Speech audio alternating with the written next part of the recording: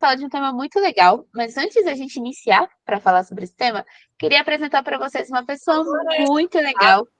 Ingressou na equipe faz uns 3 meses, Não, 2. 2 meses. Então, Mi, se apresenta aí para quem quer conhecer, que hoje é sua apresentação oficial para os pais, né?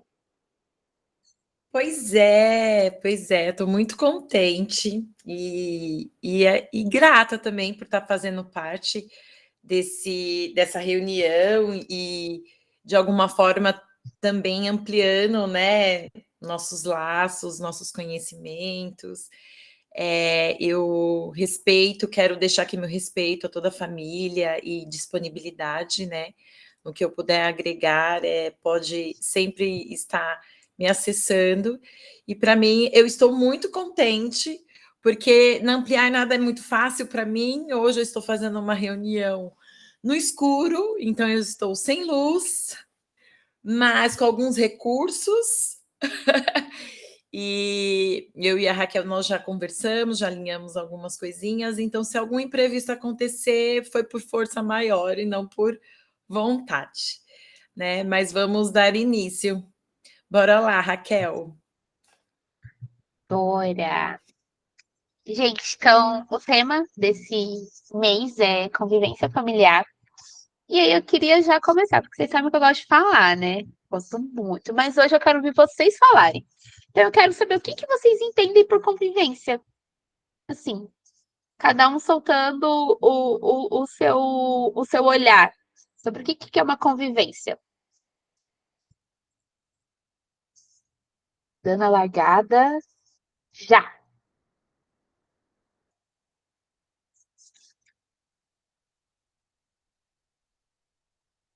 Ninguém quer falar, gente? O que que acha que é uma convivência? Pode falar, Bia.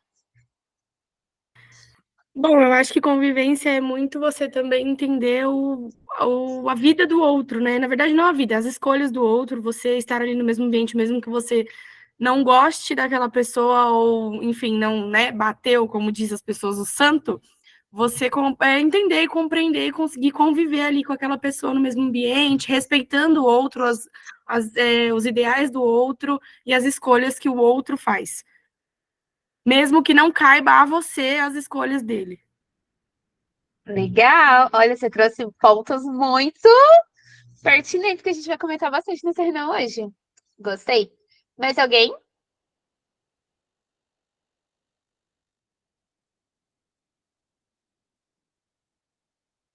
Ninguém mais? Bom, então eu vou continuar aqui. A gente fez uma pesquisa, né? E a gente vai trazer para vocês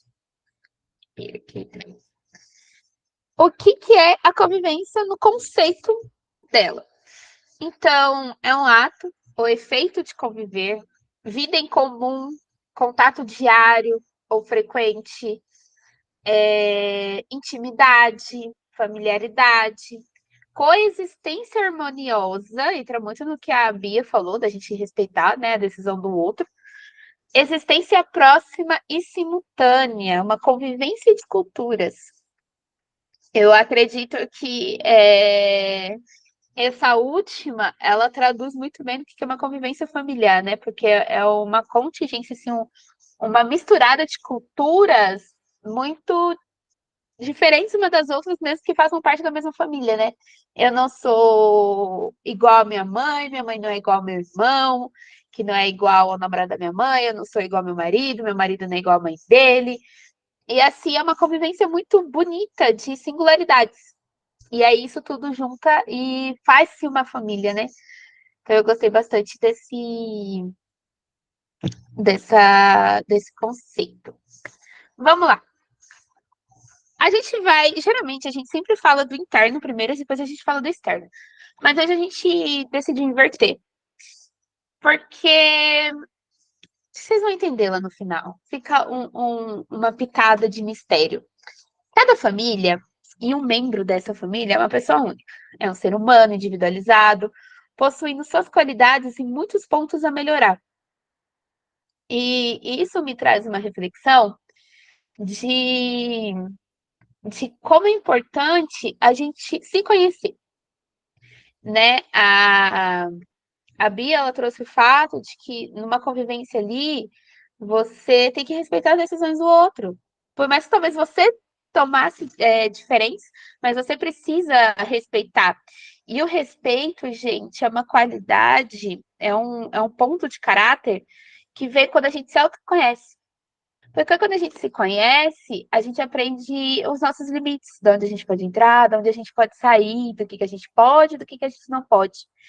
E aí eu trouxe um exemplo para vocês para a gente refletir. Como podemos auxiliar uma criança a aprender algo que também temos uma dificuldade? E aí eu queria fazer vocês refletirem no seguinte coisa, na seguinte questão. Eu já, por momentos, quando eu entrei na Auxiliar, eu comecei atendendo criancinha, né? Só tinha atendido adulto na minha vida. E aí eu comecei atendendo uma criança e ela tinha uma habilidade lá que ela precisava adquirir, né? Uma habilidade chamada brincar sensorial. E eu ali, né, falei, não, vamos aplicar agora a minha habilidade sensorial. E aí, em conjunto, ela tinha uma outra habilidade chamada imitação fina, que é apertar a geleca, fazer esse movimento de pinça, sabe? Retirar feijões da geleca. Eu falei, vou unir o útil ao agradável, vou unir os dois. Levei a geleca para o atendimento. Gente, que agonia! Eu não consegui aplicar o brincar sensorial, porque eu descobri que eu detesto a textura da geleca. E aí me deu uma agonia tremenda e tal, mas ainda deu para levar. Porque, né, a criança ali que eu estava atendendo, ela tinha mais repertório, então ela já pegou a moeba, brincou sozinha. Eu falei, amém, não preciso da ajuda física. Automaticamente não preciso ter contato. Mas eu já encontrei uma dificuldade ali que eu não sabia que eu tinha. Pois, passando o tempo, comecei a entender outra criança, que também tinha uma habilidade chamada brincar sensorial, só que aí tinham levado um recurso novo. O pessoal tinha colocado um brinquedo novo que era a areia magnética, eu acho que é o nome, que é uma areiazinha, com uma textura muito estranha. Aí eu levei, falei assim, não vou levar a moeba, vou levar essa areiazinha. Levei, gente, se eu fiquei com a agonia da moeba, com essa eu fiquei com mais agonia ainda. E eu não consegui. E a criança que eu tava atendendo, ela adorou essa areia magnética, querendo brincar. Só que ela precisava de umas ajudas ali, porque senão ela ia colocar na boca e eu precisava bloquear, automaticamente eu precisava entrar em contato com a areia. Ou seja, eu fiquei muito agoniada mesmo. E eu acho que se eu não fosse uma adulta, eu provavelmente teria uma desorganização naquela hora. E aí eu trago essa reflexão para vocês. Como é que a gente pode ajudar uma criança a aprender algo quando a gente descobre que também temos essa dificuldade? Então, eu trago muito essa experiência do autoconhecimento para vocês, do quão importante é a gente se conhecer para a gente conseguir ajudar o outro. Porque, trazendo para esse meu exemplo, se eu não tivesse um repertório de autocontrole, eu provavelmente se organizaria. Minha criança provavelmente ia se desorganizar junto, porque ela estava vendo ali a figura de autoridade dela, a terapeuta dela se desorganizando por conta de uma areia, ela ia se desorganizar também e ia virar um caos. E quão importante é a gente se conhecer, de fato, para a gente conseguir ensinar algo para as crianças, para as pessoas ao nosso redor. E isso é uma coisa que bate muito, que entra em cruzada, em conjunto com a convivência. Porque uma convivência é você estar ali em contato com o outro. E às vezes o outro apresenta uma dificuldade, você quer ajudar, só que você não se conhece o suficiente para saber que aquela também é sua dificuldade. E aí cabe a você, tipo, respirar fundo e reconhecer que precisa de ajuda naquilo também. E às vezes é uma coisa básica, como, por exemplo, brincar com uma geleca. Tá fazendo sentido para vocês? Queria que vocês conversassem comigo também.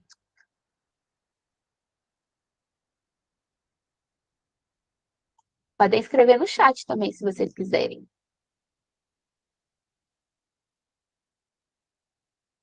Ninguém? Tá bom, vou passar para o próximo slide. Eu vou falar, Raquel. Vai, Nath. Eu acho que é bem isso, né? Que tem muita coisa que a gente se descobre muito em sessão, né?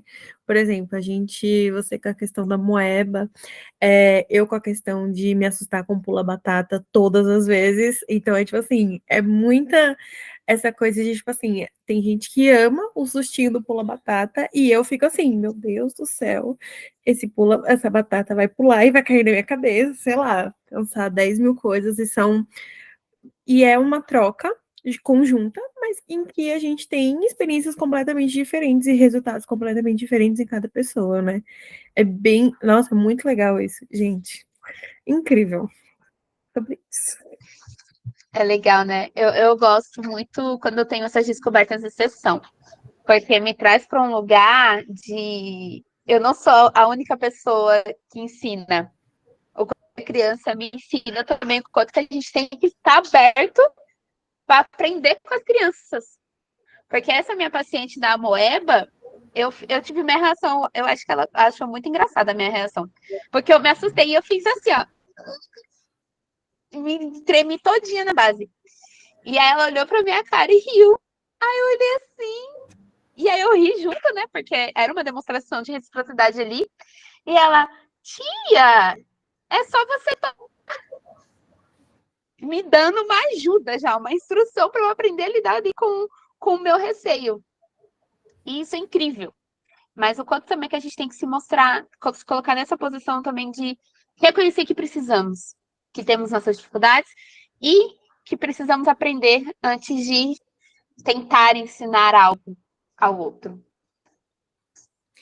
Raquel, eu acho que é importante a gente também falar não só da questão do comportamento, mas tem dias que nós acordamos não tão muito legais também, né? Às vezes acontece alguns episódios que deixam a gente um pouco mais triste, doentinho, e até no convívio familiar, né? Nós mesmos. Às vezes a gente não quer falar com mamãe, não quer falar com o pai ou com o irmão, e trazer isso também para a criança, né?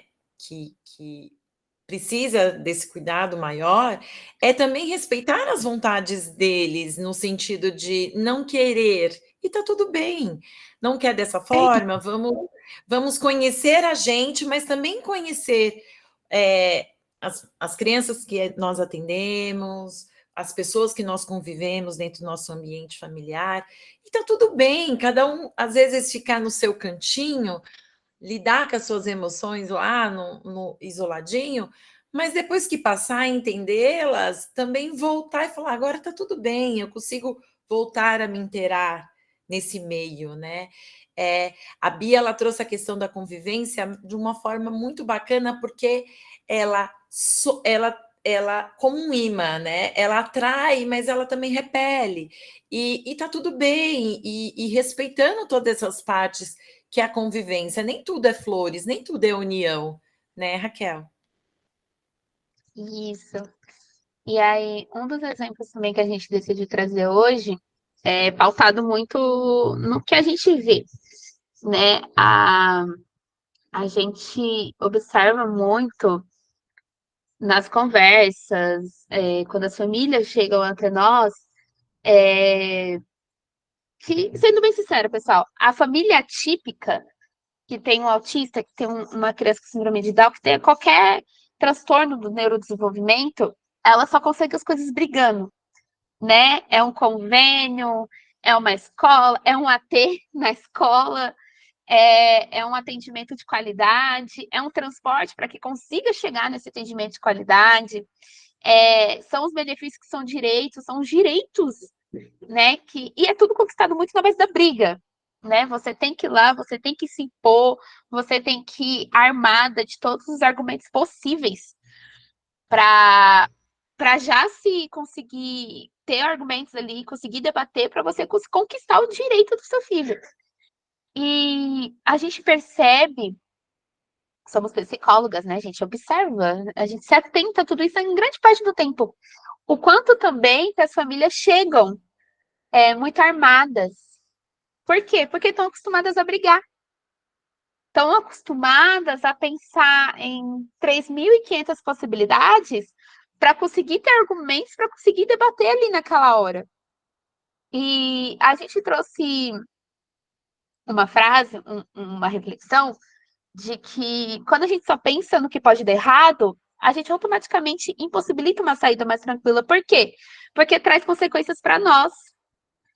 Quando a gente está numa crise, você não consegue ver coisas boas, positivas, né? A gente costuma ficar muito tenso. Eu, quando eu tô tensa, quando eu fico pensando muito, quando eu tenho que, meu Deus do céu, pensar em todos os argumentos possíveis que vão me trazer para eu conseguir rebater, para eu conseguir ter acesso àquele direito, eu fico tensa, eu fico armada, eu olho para tudo ao meu redor e acredito que aquilo vai sair do controle a qualquer momento e eu vou ter uma criança que eu vou precisar organizar. Na análise do comportamento, a gente fala muito sobre os reforçadores, o quanto eles são nossos aliados, né? Para crianças adquirir as habilidades, para a gente conseguir levar para algum ambiente e ela se sentir confortável. Mas o quanto também que nós precisamos do nosso reforçador. Geralmente, a criança, ela atrela a confiança dela a novos ambientes a nós. Somos a figura ali conhecida naquele ambiente novo. Mas muitas vezes a gente não tem essa figura. É novo para nós também aquele ambiente, é novo para a gente também aqueles estímulos. E muitas vezes você se preparou muito para sair com seu filho, seu sobrinho, enfim, para aquele lugar e no shopping, por exemplo. Que, gente, são muitos estímulos. É uma barulheira dali, é uma loja tocando música daqui, são pessoas conversando ali, aquele hall de brinquedos, sabe? Com os sonzinhos dos brinquedos, maquininha de cartão, a caixa registradora fazendo aquele barulhinho de clique, são muitas coisas. E quantas vezes a gente não se sente ameaçado por esses estímulos? Porque esses estímulos podem desencadear uma desorganização no nosso filho. E a gente fala muito das estratégias. E eu quero muito externalizar aqui para vocês que o quão importante é vocês trazerem para nós essas queixas. E, assim, se você se sente ainda muito armado, ainda com a sensação muito tensa de ter 1.500 argumentos para conseguir debater, para conseguir o direito do seu filho e não se sentir confortável em um lugar confiante, porque você é essa figura de confiança para o seu filho, a gente está aqui como um lugar de porto seguro para você, em que você pode chegar e se desarmar, porque aqui você vai ser acolhida. Você é acolhida, a gente entende os seus medos, a gente entende os seus receios, a gente entende todas as 1.500 possibilidades que passam na sua cabeça para você conseguir ter uma saída tranquila e o quão tenso você fica porque você não consegue aproveitar porque você está mais preocupada com o que está ao redor. Nós entendemos e é por isso que nós estamos aqui. Quando a gente fala, manda lá no grupo, aconteceu qualquer coisa, manda lá no grupo porque a gente pode ajudar, sabe? Eu fiz uma saída com uma criança nossa para o salão de cabeleireiro. E a criança precisou de muita ajuda ali, era um ambiente totalmente novo, mas ali se começou a se ter uma confiança, porque os pais chegaram na nós e falaram: a gente nunca levou ele no salão porque ele chora, não sei o quê, precisamos dessa ajuda. E a gente vai lá e ajuda. E no mercado, eu não levo meu filho no mercado porque ele não vai ter controle, são muitos estímulos.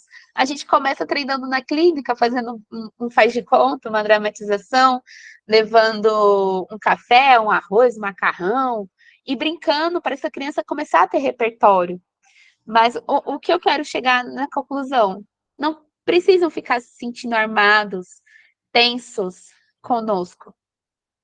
Sabe, a gente está aqui para orientar vocês, para acolher. Nós sabemos muito o que vocês passam, o quão é difícil e frustrante você planejar toda uma saída e por conta de um barulho, que é muito para uma criança, às vezes com uma hipersensibilidade auditiva, e desorganiza tudo. E o quão frustrante é.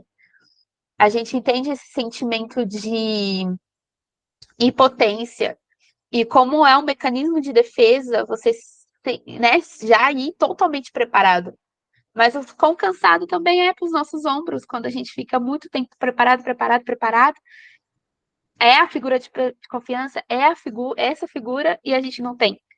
Então, por isso que eu sou o tipo de sênior que eu fico muito em cima dos meus pais, né?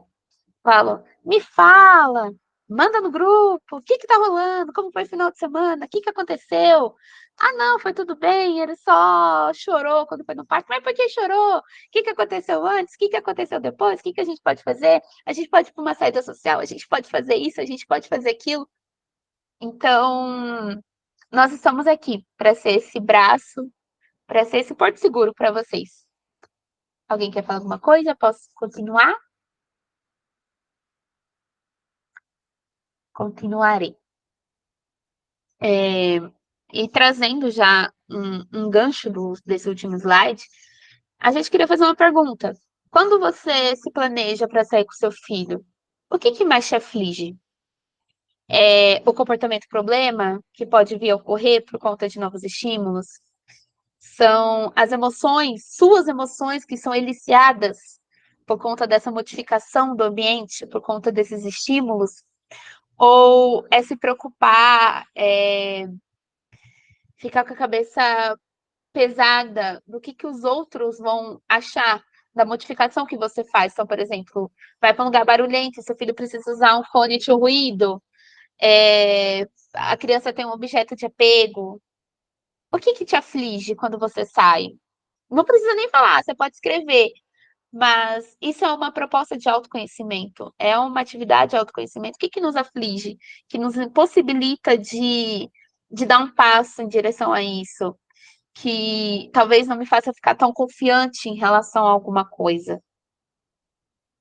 Vocês podem escrever, mas fica realmente como esse ponto de reflexão para vocês. Porque às vezes o autoconhecimento é muito disso. A gente acha que é uma coisa, aí quando vai descobrir, pode ser outra completamente diferente.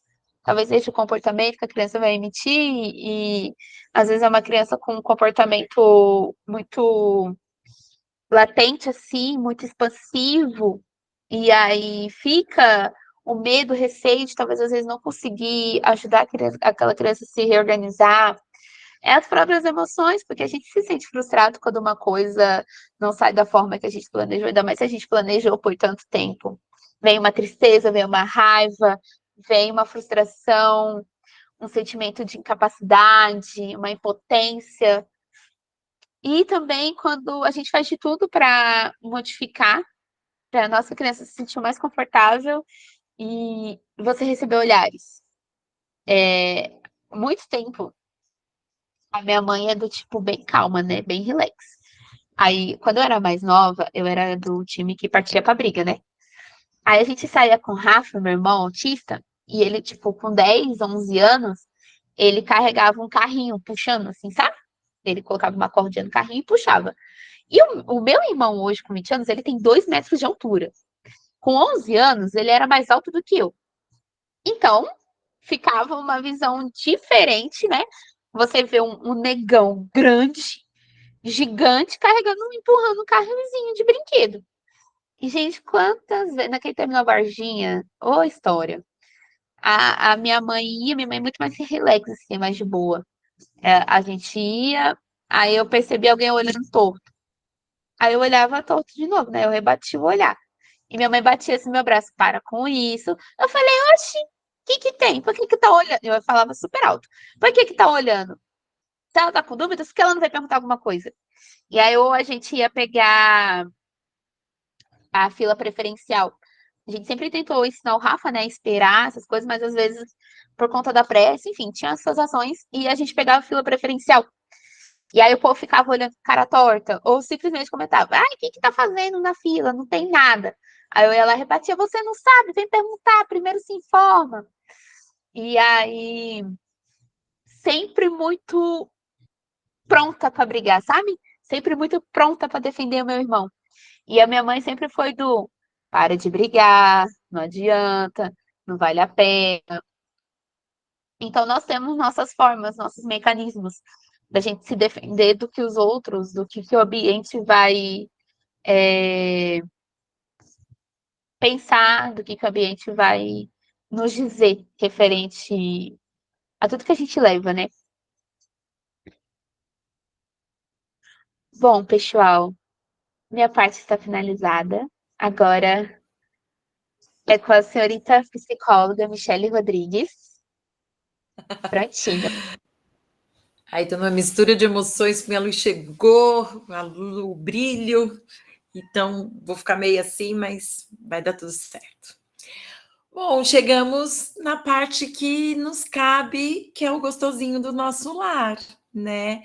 É aquele ambiente que o nosso olhar, ele traz algo muito mais inclusivo dentro de uma sociedade que às vezes não respeita nossas dores, né? É tantas lutas, nós vivemos num mundo hoje que está muito doente, e dentro disso, qual que é o nosso ambiente? Aquela zona de conforto, né? E o quão difícil, às vezes, a gente já faz tantas lutas no externo, né?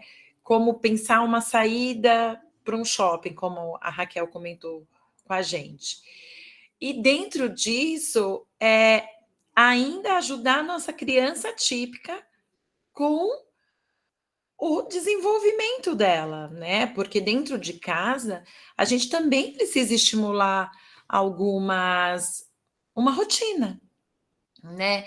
Na Ampliar, a gente tem tanto o trabalho de culinária, que às vezes ajuda as nossas crianças a trazer algum repertório dentro de uma habilidade desenvolvida no cotidiano, né?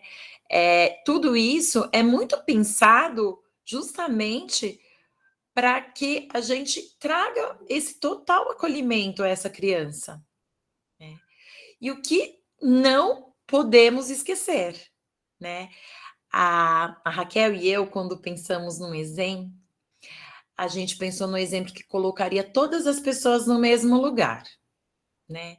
E o quanto o uso de telas é algo que a gente vive, né? Seja na televisão, seja no celular. Então, assim, esse olhar, ele traz algo muito no sentido de que todos nós somos viciados nessa tela, né? Porque em algum momento a gente quer essa dopamina um pouquinho rápida, a gente precisa de um prazer, a gente precisa de um reconforto, uma validação, uma recompensa, né? Mas, ao mesmo tempo, o quanto isso limita da gente viver o presencial, viver o presente, observar que talvez aquela dificuldade daquela criança envolve uma necessidade de um olhar mais contínuo, de um exercício de imitação. A criança é total imitação, né? E o que nós, como modelos, acabamos reforçando isso através da nossa imitação, né? Pode passar.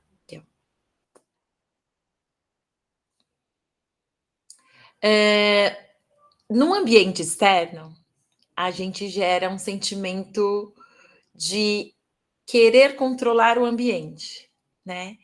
Dentro do nosso ambiente, dentro da nossa casa, o sentimento vem de total confiança, né?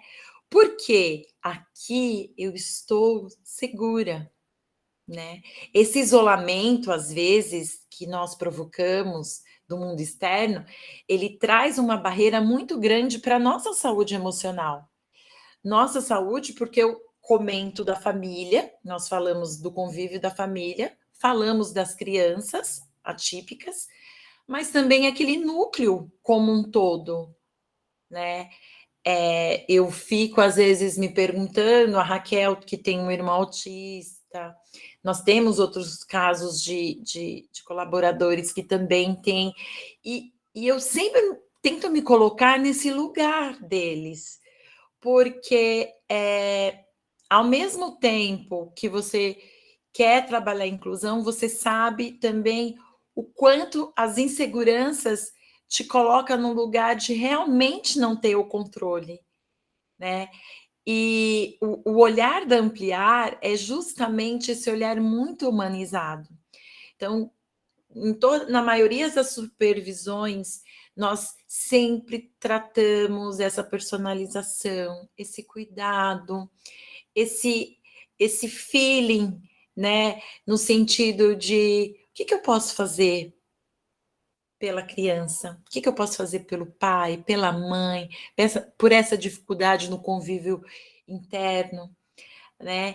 Nós, sêniores, às vezes, nos colocamos num lugar de querer ajudar no ambiente domiciliar, né? Que é a observação domiciliar. A Kel pode até me ajudar mais com isso.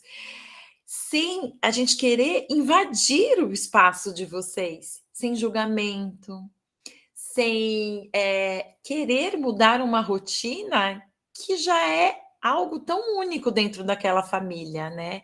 É um lugar de paz, é um ponto de, ai, aqui eu respiro, aqui eu descanso, aqui eu posso ser quem eu sou, né?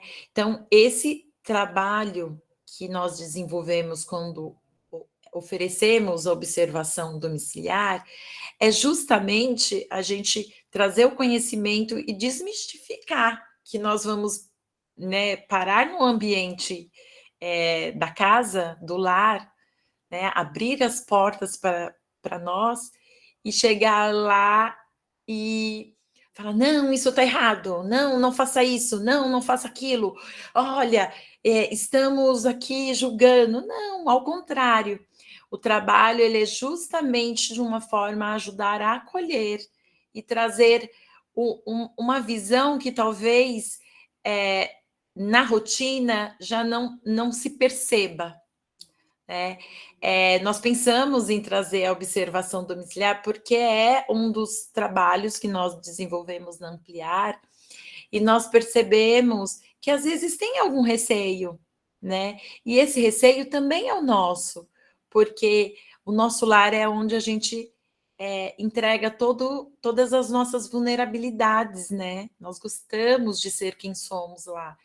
Então, é um lugar que toda a equipe da Ampliar, ela pensa com muito respeito quando pensa em colocar o pezinho dentro da casa de cada um de vocês, da família dessas crianças. Pode passar, Kel. E aí existem outros pontos, né, que envolvem um convívio interno, né? A gente tem que lidar com o inesperado, né? O medo do inesperado. Nós pegamos, às vezes, cenários que, às vezes, a pessoa, quando descobre uma criança, né, atípica, num núcleo onde o pai e a mãe trabalham, um acaba tendo que abrir mão da parte financeira, dos sonhos profissionais, para poder atender às necessidades daquela criança. Um desemprego, né? A gente às vezes se encontra numa situação de estar desempregado. Quando envolve a saúde da criança e a saúde também de parentes, dos outros filhos, do pai, da mãe, como se vê adoecendo, né? Moradia, quando você mora de aluguel, você mora na sua casa, o quanto isso acaba interferindo, né? Se a gente parar para pensar que essas perdas mexe e desorganiza a criança, isso também desregula as pessoas que estão naquele convívio, a família como um todo, né? As perdas que envolvem o luto, né? Pessoas importantes, amigos. Uma parte da saúde que eu acho que vale muito a pena a gente comentar é o que os pais hoje em dia, uma grande maioria da Ampliar, estão passando pelos convênios, né? A incerteza dos atendimentos das crianças, né? É prestado com muito carinho e atenção o tempo todo pela equipe da Ampliar isso, mas o quanto não está no nosso controle. É o medo do inesperado, desses convênios cortarem um atendimento, das crianças ficarem sem o desenvolvimento delas, e o quanto isso reflete também no convívio da própria família, né? Às vezes você tem uma pessoa que colabora, então tem os colaboradores, uma babá, uma funcionária que ajuda na casa, um motorista, E tudo isso, vendo com a criança, o quanto isso provoca medos ao ponto de serem mudanças drásticas, que não está no nosso sentimento de controle, e o quanto isso gera uma impotência. Né? Vocês fazem sentido para as pessoas isso?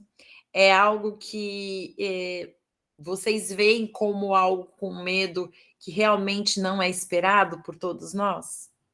Alguém quer comentar alguma coisa?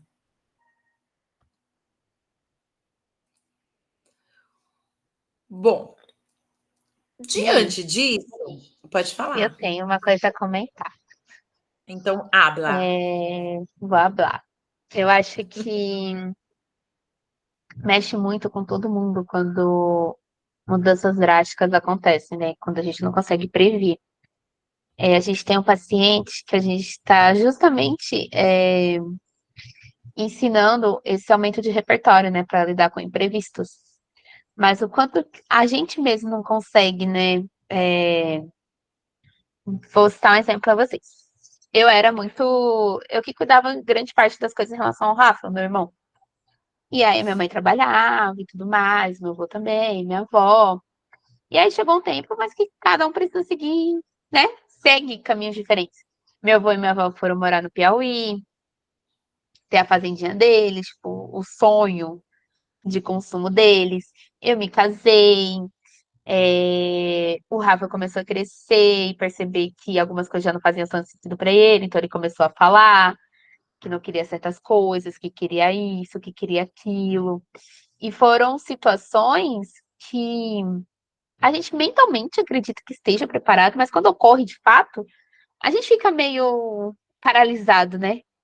Sem, como se a gente estivesse sem chão, para onde que eu vou, como é que eu reajo? E uma das coisas assim mais drásticas que ocorreram, não drásticas de concreto assim, mas de sentimentos que ocorreram foi quando eu me casei. E aí eu me mudei, né? Então eu não estava 100% ali com o Rafa, mas igual eu ficava na casa da minha mãe. Eu passei, tipo, 2 semanas indo quase todos os dias pra casa da minha mãe. No final, assim, do trabalho, eu ia pra lá e tentava saber de tudo que aconteceu no dia do Rafa, tipo, pra voltar. Sabe quando você sente que algo se perdeu? E aí você demora pra você se encontrar? E é muito complicado quando essa perca também é sentimental de onde que eu tô, o que eu faço, eu não me encontro mais nisso, eu me encontro já nisso. Como é que eu administro tudo isso? Porque nós temos o costume de administrar, né? De ter um dom muito grande na administração. A gente consegue cuidar de trabalho, consegue cuidar de estudo, de casa, de filho, disso, daquilo, disso, daquilo, daquilo. E entra muito no ponto que a mim falou sobre o controle, né? A gente consegue manter as coisas administradas. E quando algo sai do controle, além das mudanças físicas, né? Essa paralisia, não saber o que fazer, é o sentimento também que a gente tem que ir trabalhando dia após dia, para a gente não ser consumido por ele. É isso. Eu acho que a Mi caiu. Será que ela voltou? Não, eu estou aqui, empolgadíssima. Ah! Muito bom. Alguém quer falar de algum medo que sinta, assim, em relação? Eu acho que a Kel traz um ponto muito importante, né? De tudo que aflige, assim. Mas alguém quer aproveitar o espaço e falar também de algum medo? Ai, queria tanto ouvir a voz de vocês. Minha primeira reunião. Ai, Dária, você vai dar um Ah! prazer da sua voz para mim? Ai, gente, minha voz é rouca. Não fala que ela é agradável, não. Eu odeio minha voz. É super agradável. Sim. Por favor, fique à vontade. Eu queria contar, assim, compartilhar uma experiência, porque vocês tocaram num ponto, assim, interessante, de, às vezes, as mães de pessoas atípicas, crianças, tal, virem armadas. É porque eu acho que muita gente talvez já passou por alguma situação assim, que a gente leva tanto não na vida, tanto não. Quando eu descobri o autismo da Bárbara, né? Aí uma das coisas que a gente vai atrás, além de tratamento, de entrar nesse mundo novo, é ir atrás dos nossos direitos, né? Todas as vezes que eu tive que correr atrás dos meus direitos, aí entra nessa coisa do medo também. Foi tão complicado, por exemplo, uma das coisas que eu fui correr atrás, um bilhete único.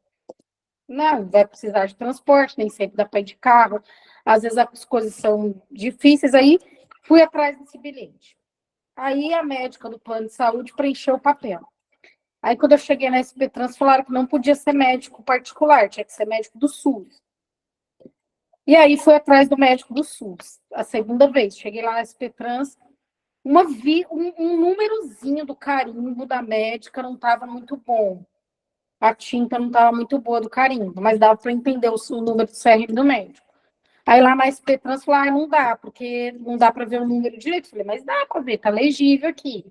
Aí não, tem que voltar na médica, e volto na médica, 3 meses depois para marcar a consulta, porque tinha que ser a médica do SUS, né? Mesmo eu indo lá na UBS explicando, olha só o carimbo, que precisa pôr outro, podia pôr até do lado. Lá na SP Trans explicaram que não precisava nem refazer o laudo, era só pôr o carimbo do lado, mas para isso tinha que marcar uma consulta. Aí marco. Aí na terceira vez que eu vou na SP Trans, nunca sai o bilhete. Aí uma pessoa que trabalha lá dentro me explicou que dependia do dia do mês que você entregava, senão o laudo ficava embaixo, e como os funcionários só pegavam os laudos de cima, nunca chegava no meu, porque o meu estava embaixo. Sabe assim, umas coisas tão assim, né? Mas depois de um ano tentando o meu direito, eu consegui esse bilhete, mas eu tive que ir umas 5 vezes. Porque ou estava sem sistema, tá, tranquilo. Aí vou comprar um carro, né? Tem o direito lá da isenção do ICMS e tal. Aí eu fui comprar esse carro. Aí eu fui na concessionária olhar, a pessoa falou: você tem que dar R$ 1.000 aqui pra gente, porque lá no como é que é o nome? Na Receita Federal, você não vai conseguir. Eu falei, mas como eu não vou conseguir? Eu olhei na internet, tudo e tal. E lá os passos você vai na Receita Federal, faz a solicitação e tal. E aí eu falei, isso é coisa de concessionária, eu não vou pagar mais uma coisa que é um direito meu, né? Aí fui na Receita Federal. Eu fui 9 vezes na Receita Federal.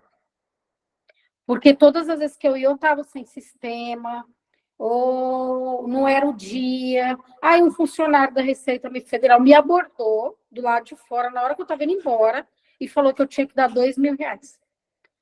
Então, assim, é tanto absurdo, porque como que uma coisa é meu direito e eu tenho que pagar por fora? Então, eu não quis aceitar isso, né? Mas eu acabei tendo que ir 9 vezes. Acho que de tanto eles verem minha cara, enjoaram, falando, dá logo com essa peste aí o direito, senão ela não vai deixar a gente em paz.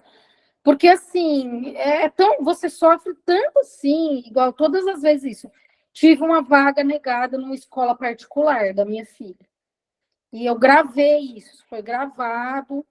A escola negou a vaga, porque eles falaram que já tinham muitas crianças autistas na escola, quiseram me cobrar mais por ela ser autista. Isso eu tenho gravado, então eu fui atrás de uma advogada, e ela, não, sua causa ganha, tá? Eu tenho as ligações gravadas, vamos na delegacia das pessoas com deficiência. Fui, entreguei, gravei em CD, falei com a delegada. Isso tem 5 anos. Toda vez que eu ligo lá, eu vou até lá para saber do meu processo, eles falam que tem poucos funcionários, por isso que ainda não conseguiram resolver a minha situação. Então, assim, eu tenho experiências terríveis de todas as vezes que eu fui correr atrás dos meus direitos. Então, eu acho que a mãe do autista, ou como vocês falaram de outras deficiências tal, ela é muito massacrada, né? Porque esse correr atrás dos direitos, pelo menos para mim, nunca cheguei numa situação dos meus direitos e resolvi o problema com facilidade. Então, acho que o medo vem nisso. Toda vez que eu vou correr atrás de alguma coisa que eu julgo que é o meu direito mesmo, eu levo alguma pancada. Então, quando eu tenho que correr atrás do meu direito, eu vou com muito cuidado. Então, acho que o medo vem disso, né? Eu falo demais. Não, Quando eu obrigada. levantar a mão, você toma cuidado. Foi muito importante. Eu acho que eu agradeço. Eu acho que quando você fala, né, existe outras pessoas aqui que também se identificam né? E o respeito, a sociedade, ela tem que respeitar essas dores e lutas, porque é algo que acaba trazendo uma consequência eu acredito muito dar em pessoas boas. Independente do mundo que a gente está vivendo, eu acredito em pessoas boas. Não, sim, eu também. E você também. E de repente a Raquel também, a Juliana também, a Adriana também, a Tatiana também. E nós temos essas crianças boas que estão também pela gente. Então, quando você luta, você diz, igual você falou, é um direito meu, né? E a gente se armar, ou vocês, né, no convívio de vocês se armar, é justamente porque vocês acreditam em pessoas boas. Você tem essas pessoas boas dentro de casa. Então, é uma luta que não pode ficar em silêncio. Então, quando a Dária fala, as outras mães falam, ou quem fala, é uma forma da gente falar que estamos, sim, vamos continuar sendo chatas. Você vai ver minha cara e você vai ter que ceder para mim, porque eu vou cansar. E o medo, ele tem que ser enfrentado. É claro que com muito respeito, com muita um enfrentamento que respeite o limite de cada um, mas tem que ser enfrentado, porque senão a gente acaba no isolamento, que na maioria das vezes provoca muitas barreiras, né? E muito obrigada por ter aberto o seu microfone e ter trago essa sua fala, né? Eu queria ser as exceções, mas quando você vai conversar com outras pessoas, um monte de gente já passou pelo que eu passei, igual a questão do carro. Nossa, eu achei assim o fim do mundo um funcionário da Receita Federal esperar eu sair na rua e tentar, assim, me aliciar desse jeito, querendo que eu pagasse a mais por uma coisa que é meu direito, né? Eu estava achando os R$ 1.000 lá da concessionária um absurdo. Ele ainda falou que ele falou, se você não der R$ 2.000, você pode parcelar. Ele até explicou como eu tinha que pagar isso em dinheiro vivo. Então, assim, essas coisas chocam muito a gente, né? Igual a questão da escola, que eu tive uma vaga negada, isso não foi uma... E eu tenho isso documentado num áudio da escola, e assim, e nada, né? E eu não vou nem correr mais atrás disso, que eu já me cansei. Então, esse cansaço que a gente tem, né? De tanto não, cansa.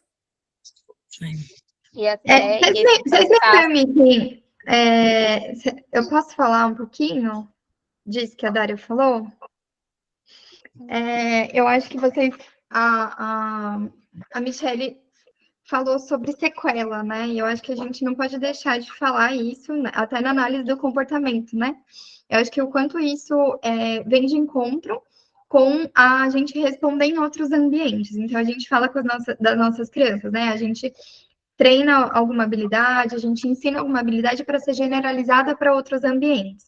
Então, se a gente for pensar em habilidades, essa luta, essa briga, ela foi aprendida, né? Porque as coisas só funcionam assim. Então, a gente acaba generalizando para outros ambientes também. E isso corresponde à nossa convivência, né? Então, acho que a gente sempre tem que ter um automonitoramento de entender o local que a gente está, né? E o local que a gente está permite que a gente seja menos armado, né? Então, vamos falar de uma convivência aí em família, às vezes a gente está lá no churrasco da família, está lá convivendo com o primo e tudo mais, e que às vezes aquele lugar também nos faz brigar, também nos faz, não, a gente tem que ficar explicando a todo momento por que a gente está fazendo determinada coisa com aquela criança, enfim. E aí isso já vai iniciar a nossa se armar, porque a gente generaliza a aprendizagem, né? Então, é uma coisa que exige sempre da gente, a gente se monitorar e pensar, aqui, eu tenho que ser assim, né? Ou eu posso ser de uma forma diferente. E essa mudança de chave, essa virada não é fácil, né? É uma coisa que exige muito da gente.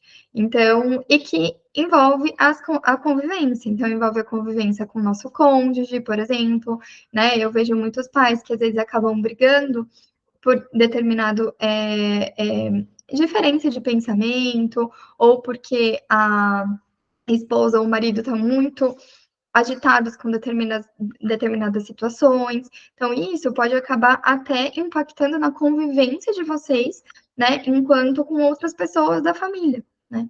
Então, é um ponto importante da gente falar que envolve essa qualidade de vida também.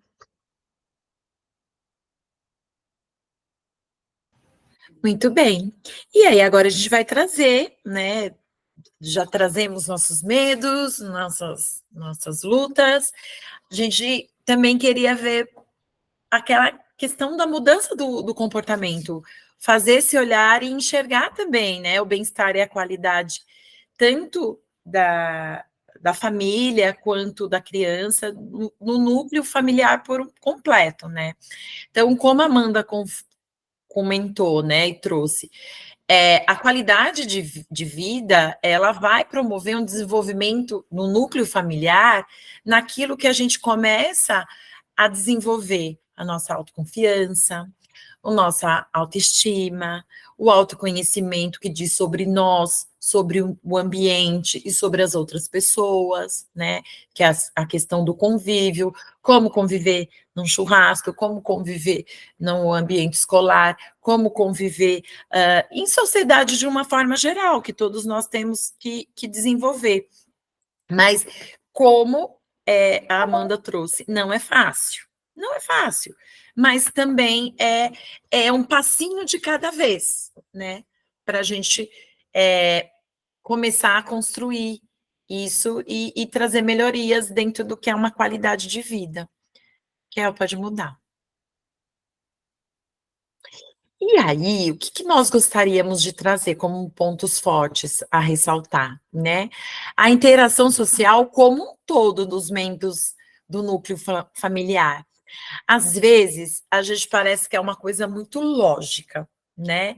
Parar para pensar nisso. Mas a rotina, né, do cotidiano, às vezes nos coloca no lugar de ir realmente no automático, né? Então, a gente trouxe aqui, né? Nós pensamos em trazer como que é a interação dessa criança atípica com os pares dela. Então, o que a gente traz como exemplo? Como é essa criança brincando com os primos, com os vizinhos, com as crianças que ela acaba tendo um convívio nesse ambiente, tanto interno como externo, né? A criança atípica, ela brincar sozinha é algo que é uma habilidade funcional dela, mas e como a gente acaba também administrando ela com os pares, ela com outras crianças, né? Ela com os irmãos. Como trazer essa criança que tem um irmão e os dois reforçar essa brincadeira, essa interação, né? Os filhos que são típicos com os pais.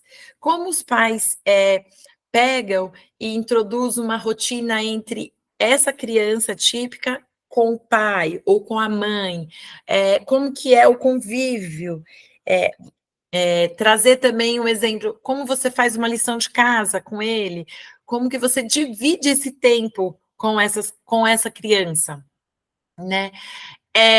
A relação matrimonial, né? Como que está você com seu marido? Como está você com seu namorado?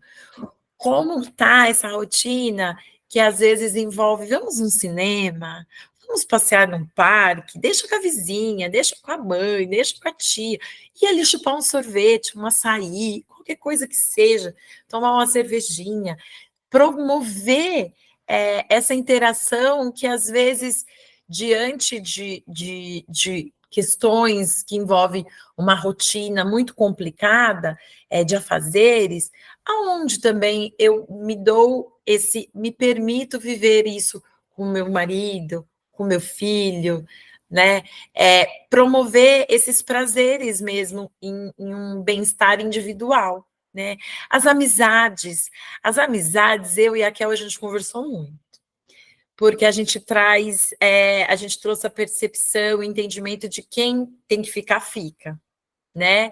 E também, não precisa ser muitos, mas que sejam bons, porque o convívio social vai fazer a gente também fazer com que nossa mente traga outras possibilidades, saia daquele lugar de pensamentos muito repetitivos só no problema, né? Trazer novos ares mesmo, diante daquilo que a gente convive e aprende com o outro, né?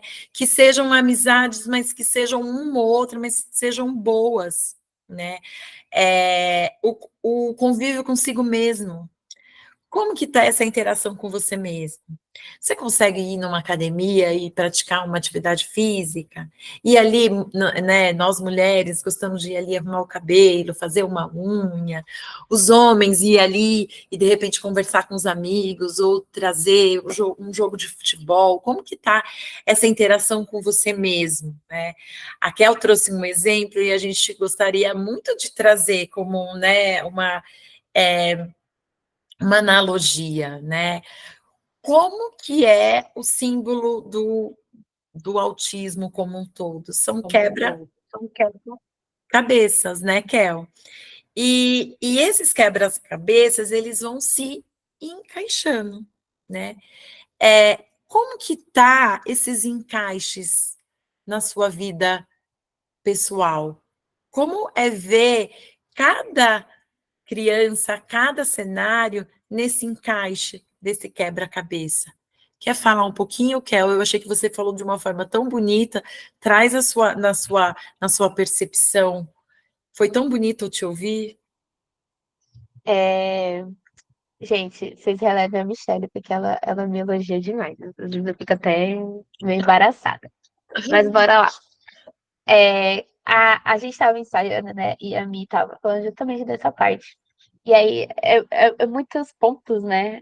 Se a gente for ver, assim, de uma forma isolada, a gente tem que promover a criança brincar com os outros, brincar com os primos, brincar com os filhos dos vizinhos. A gente tem que promover os irmãos. Eu sou do time, eu ainda falo que eu vou formar uma força-tarefa dos irmãos de autista. A gente é um povo que precisa ser escutado de vez em quando. De ter esses momentos com os irmãos. E não ter esse sentimento de culpa, sabe? De deixar o filho atípico de lado, entre aspas, e focar só no típico.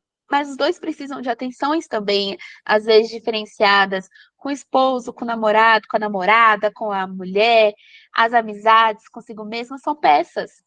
E quando a gente vai montar o quebra-cabeça, eu acabei de lembrar desse desenho, Mi. No Turma da Mônica, tem um episódio que a Mônica tá lá montando o quebra-cabeça de 1000 peças. E ela teve todo o trabalho de encaixar uma peça na outra, de procurar, desenvolver, de ver se encaixava, se não encaixava. Ela, por fim, ela coisou, montou. Só que tava faltando uma pecinha. E essa única pecinha desmoronou ela todinha. Desorganizou a Mônica, que ela pegou Cebolinha e eles foram juntos atrás do nariz da Isabelle, que era a pecinha que estava faltando. E de como realmente, às vezes, a desorganização da família vem por causa de uma peça que está faltando. Seja um cuidado consigo mesma, seja uma amizade, seja uma relação entre os irmãos, seja uma relação das crianças com as crianças. Tipo assim, a gente tem que identificar qual é essa pecinha que está fazendo todo esse núcleo familiar, toda essa convivência, às vezes, desmoronar. Não só familiar, no trabalho, nos lugares que você frequenta. Qual é essa pecinha que faz tudo desmoronar? Ou às vezes você nem se deu conta, porque é um quebra-cabeça tão grande, você tem que administrar tantas coisas, que às vezes sua vida é de fato um quebra-cabeça de 1000 peças, porque são muitas pecinhas que você tem que procurar. Mas aí, às vezes, a vida, a gente leva muito nisso. É você ir sempre em busca da pecinha ali, para ver o que encaixa, o que não encaixa. E quando de fato tá faltando, a gente tem que se preocupar.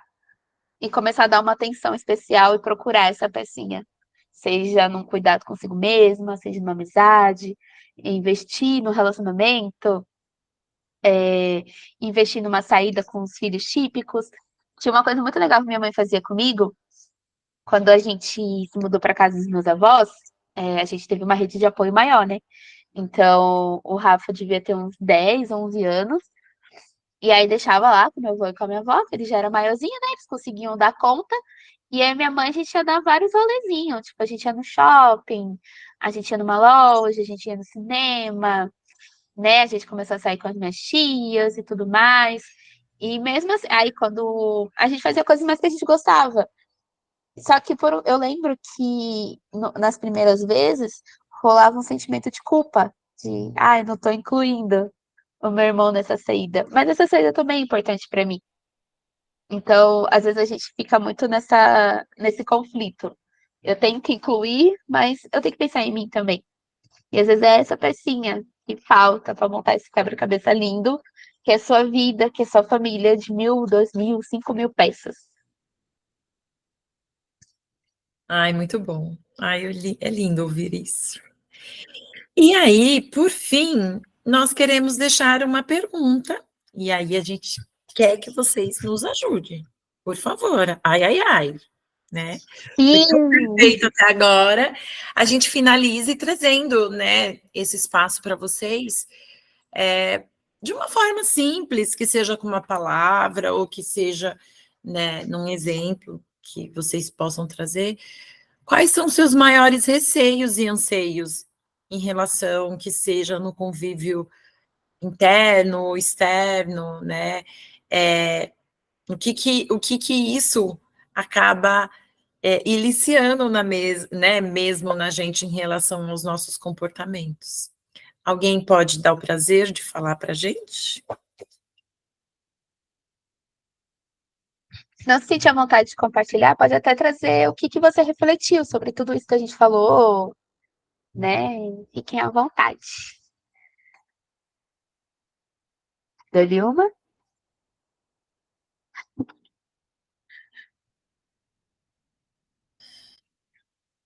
Turma tímida.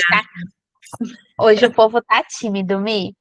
Mas É. assim, eu acho que a gente conseguiu trazer essa reflexão da importância do convívio familiar, de como é master, né? Como é amplo. A gente mesmo teve essa percepção quando a gente estava estudando sobre o tema. É, o quão amplo foi, que a gente pegou 1.000 temas, gente. Tinha tanta coisa para falar sobre esse assunto, mas a gente teve que ir afunilando, afunilando. Lulu Zete quer falar. Vamos lá, Lulu. Eu gostei muito do tema, eu acho importante. Eu não quero falar sobre medo e anseio, mas você falou sobre o assunto que vocês, né, trouxeram hoje, eu acho muito importante, porque quando a gente fala de sociedade, a gente fala da convivência com o outro, né? Tanto no trabalho, quanto na nossa família, quanto na escola, quanto na faculdade. A gente respeitar o outro, respeitar as decisões do outro, mas a gente também tem que se autoconhecer para saber o que a gente gosta e o que a gente não gosta e aprender a transmitir isso para as outras pessoas também, né? A respeitar os nossos limites. E eu acho que essa sempre é uma boa reflexão para trazer a todo momento, quando algo não está certo, quando algo que está acontecendo você não gosta, você tem que fazer inúmeras perguntas para si mesmo, para se conhecer e saber transmitir essa mensagem que você quer para outras pessoas, para as outras pessoas aprenderem a conviver com você, a respeitar o seu momento também. Então, é um tema legal para se trazer, para as pessoas começarem a refletir sobre um todo mesmo, né? Não só no convívio familiar, mas no trabalho, sobre a gente se conhecer, a gente fazer coisas para nós, a gente mesmo, sabe? Muito bom, Lulu. Dri? Oi, boa noite, pessoal. Acho que é um tema bem válido, bem pertinente mesmo. Vocês falaram de muitos detalhes aí, né? E, em resumo, eu consigo entender que a convivência é isso, né? É o receber, é o doar e é o compartilhar. É uma troca, né? Porque quando você recebe, você automaticamente tem algo para dar de volta, né? E doando, recebendo e doando, você está compartilhando aquilo com o outro, né? E aí, trazendo a fala inicial, não sei quem que falou, mas é justamente isso. Às vezes não é nem aquilo que você quer, o que você sente, mas você está recebendo e você está doando, mesmo que não seja aquilo que você esteja naquele momento inspirada para fazer, e aí você resulta em um compartilhamento, né? Então, essa troca eu acho que é o que faz essa convivência acontecer de uma maneira mais saudável e em todos os ambientes, não é só para o familiar, né? Em qualquer ambiente que a gente esteja. E eu vi a Dária falando aí, eu me senti até, além de aliviada, representada pela fala dela, porque é justamente como a gente se sente, né? E dá um alívio, porque às vezes parece que a gente é a única, né? A gente é a única louca, a gente é a única que só sabe brigar, a gente é a única que só sabe para conseguir o que a gente tem por direito, né? A gente precisa dar nossa cara para bater, a gente precisa se desgastar, a gente precisa entrar num nível de estresse que às vezes nem era necessário, mas ali no momento você não consegue enxergar de outra forma. E como é um direito do teu filho, como é um direito de um ente familiar teu, você vai à luta, você vai brigar, mesmo que aquilo te desgaste naquele momento, né? Você está tão envolvida com aquilo que você precisa trazer para uma melhora do quadro, para um direito em si, que você quer que entendam que você está lutando, não é porque você é chata, não é porque você é implicante, não é porque você quer as coisas só do seu jeito, é porque é um direito que você quer que seja reconhecido, você quer que as pessoas enxerguem isso também. E a Amanda trouxe, ainda em cima disso, sobre a gente generalizar esse comportamento, né? A gente levar essa impressão de que é uma pessoa chata, uma pessoa que cobra, para outros ambientes. Ainda bem que existe a terapia.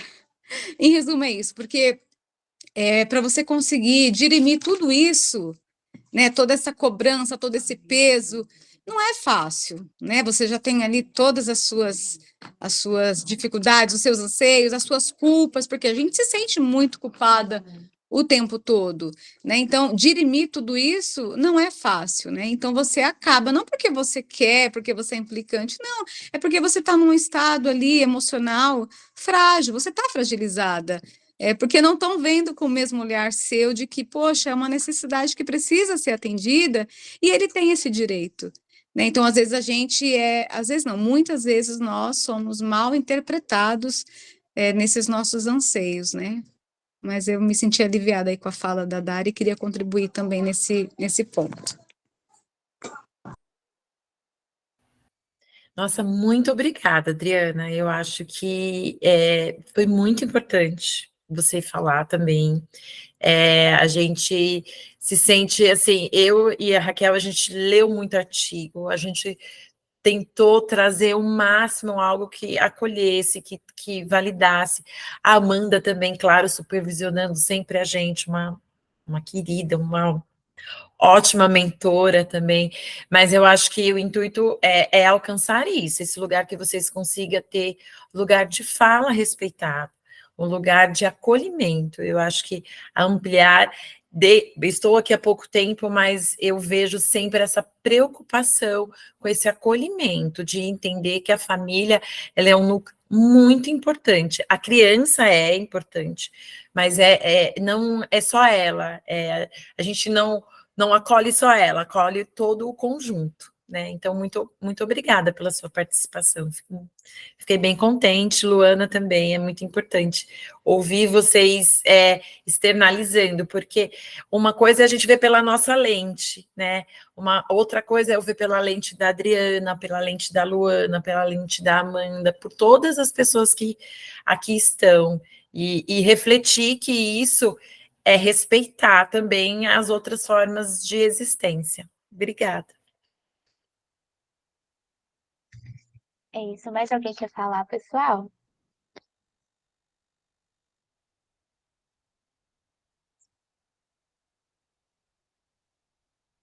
A Ju levantou a mão. Vai, Ju. Eu só levantei para dizer que muito bem, parabéns, meninas, foi ótima a apresentação, mesmo para mim que sou nova na área e vejo já, consigo ter uma assim, tudo muito amplo, porque o treinamento que a gente faz, a gente vê muito isso, a preocupação de não só do paciente em si, da criança, da família, e que o quão importante é ter esse acolhimento, porque a gente sabe, a gente vê, né, aqui no dia a dia, como a gente trata com pessoas com o mesmo padrão, a gente acaba sentindo as dores. E o que a Dani, a Adriana trouxeram, a gente entende perfeitamente, porque a gente vê na escola como estão o tratamento com essas crianças, a gente vê que tem pessoas que querem se aproximar, querem cuidar também, porque gostam, mas as pessoas muitas vezes não sabem como lidar. E se os pais participarem sempre dessas reuniões, tanto na escola como nas clínicas, facilita muito, porque vocês conseguem acompanhar mais de perto, porque tem toda uma vida por trás, né? Além da educação, do desenvolvimento, o dia a dia, como um ser adulto, uma pessoa. Então, assim, a gente sabe de todas as atribuições e deixa a mensagem para vocês também se cuidarem, porque é importante. É importante também fazer terapia para trabalhar todos os traumas, todas as coisas que vocês passam no dia a dia com isso. É isso.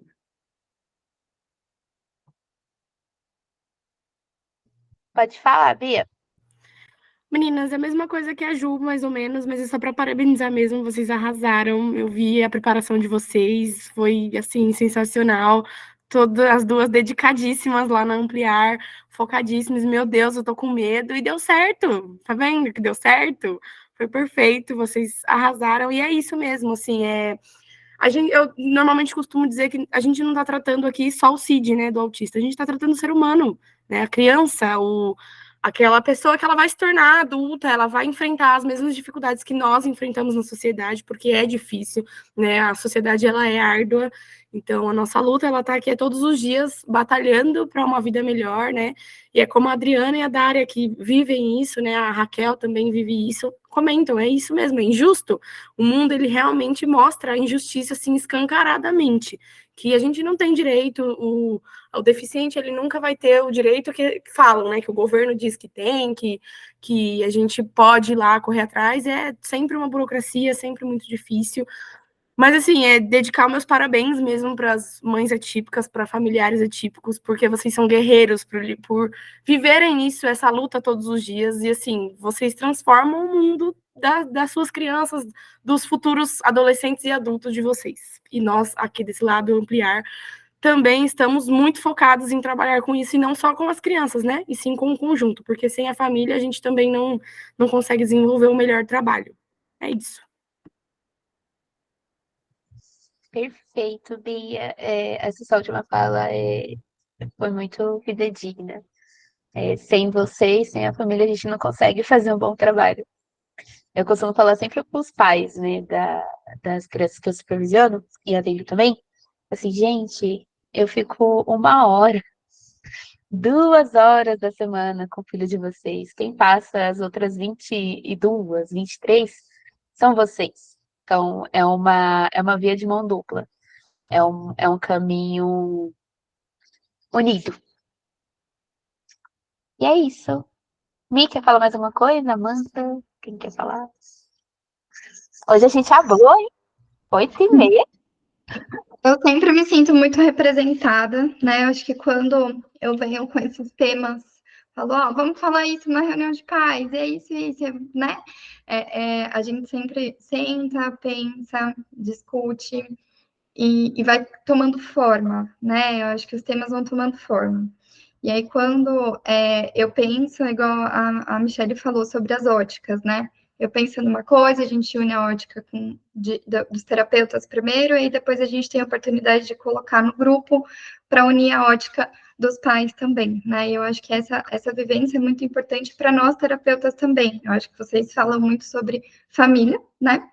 Porque vocês são os familiares, e eu acho que a gente tem que falar e representar os terapeutas, né? Porque a ótica de vocês também importa muito para a gente colocar numa intervenção melhor para o caminho, né? Então, o que faz sentido, às vezes, para nós, terapeutas, é colocar X coisa. Mas aí, na hora que a gente vai conversar com vocês e ver a ótica de vocês, a gente fala, opa, isso aqui não faz sentido colocar, né? Então, representando a ótica dos terapeutas, também é muito importante que vocês nos retornem em relação ao que faz sentido para vocês e o que não faz, né? A gente mover discussões para que a gente consiga integrar o que vocês pensam com o que a gente estudou e quer implementar, né? Então, esse caminho, essa preocupação que a gente tem, eu acho que a Michelle falou que as nossas supervisões né, e são muito voltadas a gente entender esse núcleo, né, então muitas vezes a gente fala da criança, mas a gente fala da criança dentro daquele núcleo, né, então não é raro a gente vir e trazer, então às vezes quando a gente pede reunião de pais, quando a gente pede atendimento domiciliar, observação, é justamente para a gente entender esse contexto de que às vezes é muito mais do que só escrever um programa, sabe? Eu acho que a gente é muito taxativo, né? Eu acho que, não, a terapia ABA precisa ser assim, aí você escreve um programa e replica e tal. E a gente, todo momento, tenta desmistificar isso com a equipe. Sim, o programa é importante, a escrita é importante, o PEI é importante, tudo importa, mas a gente não pode esquecer da importância do ser humano que está ali na nossa frente e que faz parte de uma família, que faz parte do todo, de uma sociedade. Então, a gente não pode esquecer isso, né? E às vezes a gente tem que deixar de lado aquele programa que a gente escreveu para a gente acolher mais enquanto humano. E aí depois a gente volta para aquele programa, né? Então a gente vai sendo sempre se modulando. Então essas trocas aqui são importantes para nós também. Sinto muito a representatividade aí do que eu já escutei ao longo da minha carreira de mais de 10 anos das mães atípicas, a fala da Dária, a fala da Adriana, né, de sempre ir à luta e tentar e fazer. Então, a gente, enquanto terapeuta, sabe o quanto isso é dolorido, né? Então, a Adriana falou, né, também, ainda bem que existe a terapia, então, de alguma forma, a gente também, né, a psicologia está contribuindo não só para o filho, mas para todos, né? Então é isso. Então quero parabenizar também Raquel e Michele, né? A primeira reunião que eu falo, vai, eu vou estar aqui, mas, né? Conduzam, vai, porque a gente precisa mostrar o trabalho do todo, né? Eu acho que existe um trabalho dos bastidores, mas existe o trabalho também da equipe inteira nisso, né? Então também me sinto feliz e orgulhosa de conduzir a equipe aí, e vocês darem essa cara a tapa e fazer, né? E é isso, gente. A Ju, do Israel, tá aqui com a gente agora, né, Ju? Não sei se você quer falar, mas estou muito feliz de ter você aqui de volta também. O Thiago e a Willy, não sei se estão escondidinhos, se querem falar alguma coisa para a gente encerrar. Oi, Amanda, estou aqui só de ouvinte, aqui que estou na correria dando banho, tá, ele paga, então tá meio loucura aqui. Mas foi muito legal, muito obrigado, viu, gente? Muito bem, time, imagina, obrigada eu. E a Ju, obrigada, também estou muito feliz, então é isso, gente. Então, vou parar aqui a gravação e a gente, né, normalmente a gente faz a reunião online.